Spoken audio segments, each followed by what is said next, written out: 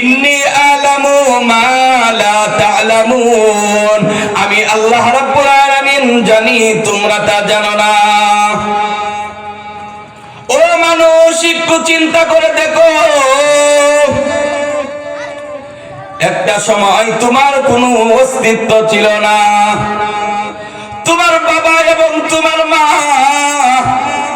যখন মুআমালাত করে, মুআশারাত করে, এখান থেকে একটু পানি তোমার মার রহমের ভিতরে চলে গেছে। ও মানুষ, একটু চিন্তা করে দেখো,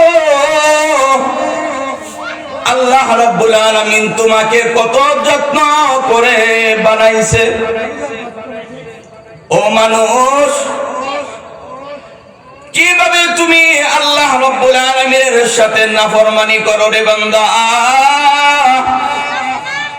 একটু চিন্তা করে দেখো, যখন তোমার মার রেহেমের মধ্যে যখন একটু পানি চলে গেছে, এই পানিটাকে আল্লাহ রাব্বুল আলামিন কত সুন্দর ফিল্টার করে আল্লাহ রাব্বুল আলামিন রেখে দিয়েছেন।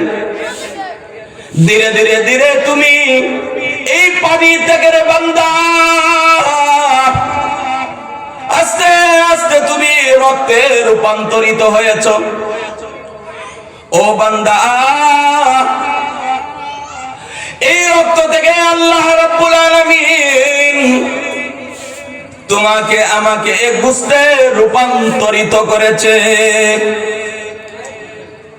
মার রহমের মধ্যে তোমার হেফাজতের জন্য, তোমার রক্ষণাবেক্ষণের জন্য আল্লাহ রাব্বুল আলামিন দুইজন ফেরেশতা নিযুক্ত করে রাখছেন। সুবহানাল্লাহ। ও মানুষ, চিন্তা করে দেখো, এই পানি থেকে আল্লাহ রাব্বুল আলামিন রক্তে রূপান্তরিত করেছেন। আল্লাহ রাব্বুল আলামিন আস্তে আস্তে গোশতে রূপান্তরিত করেছেন। এরপরে আল্লাহ রাব্বুল আলামিন তোমার আকার আকৃতি তৈরি করেছেন। এরপরে তুমি একদিন নয়, দুই দিন নয়, আল্লাহ রাব্বুল আলামিন তোমার মায়ের পেটের মধ্যে তোমাকে 10 মাস 10 দিন রাখছেন। শুধু তা নয় রে মানুষ, ও মানুষ, একটু চিন্তা করে দেখো, আল্লাহ রাব্বুল আলামিন তোমার মার পেটের মধ্যে তোমার খাবারের ব্যবস্থা করে দিয়েছে।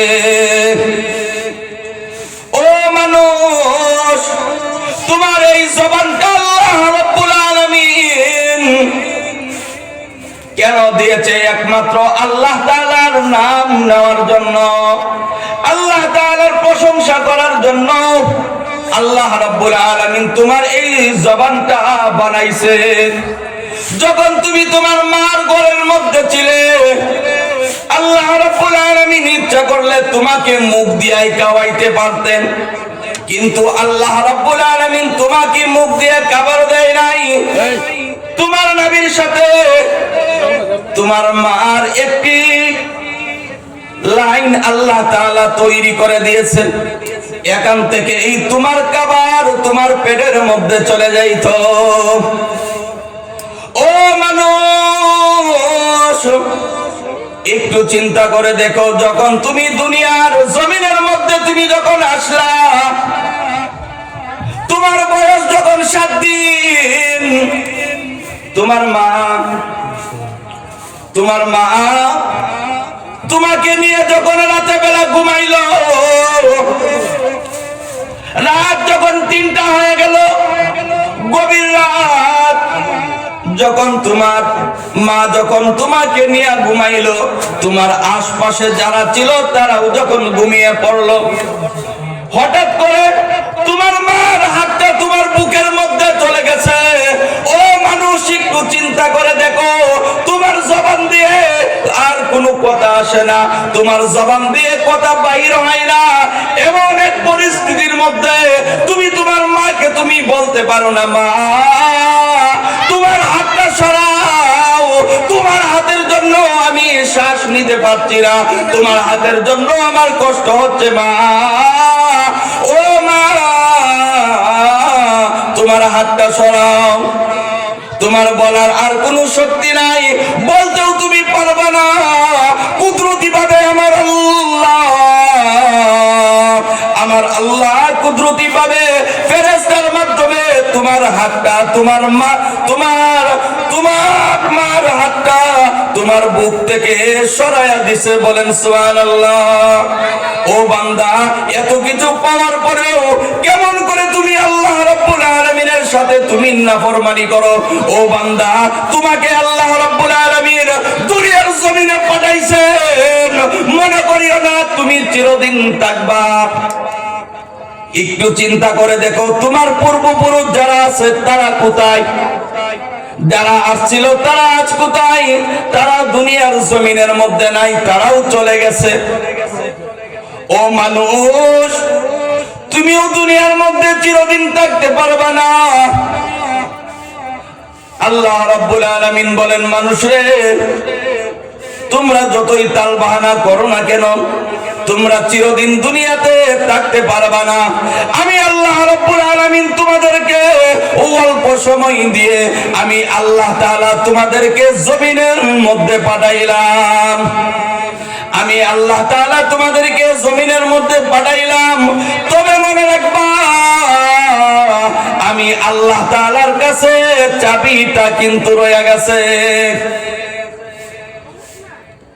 ও মানুষ, ছোটবেলা যখন গুড়ি উড়াইতাম, গুড়িটা যখন আকাশের মধ্যে ছেড়ে দিই, সুতা যখন চাপতেছি, গুড়িটা অনেক উপরে উঠতেছে, গুড়িটা কিন্তু নড়ে আর গুড়িটা বোঝায় ও আমার মালিক, আমাকে তুমি ছেড়ে দিয়েছো, আমি আর তোমার কাছে ফিরে আসবো না।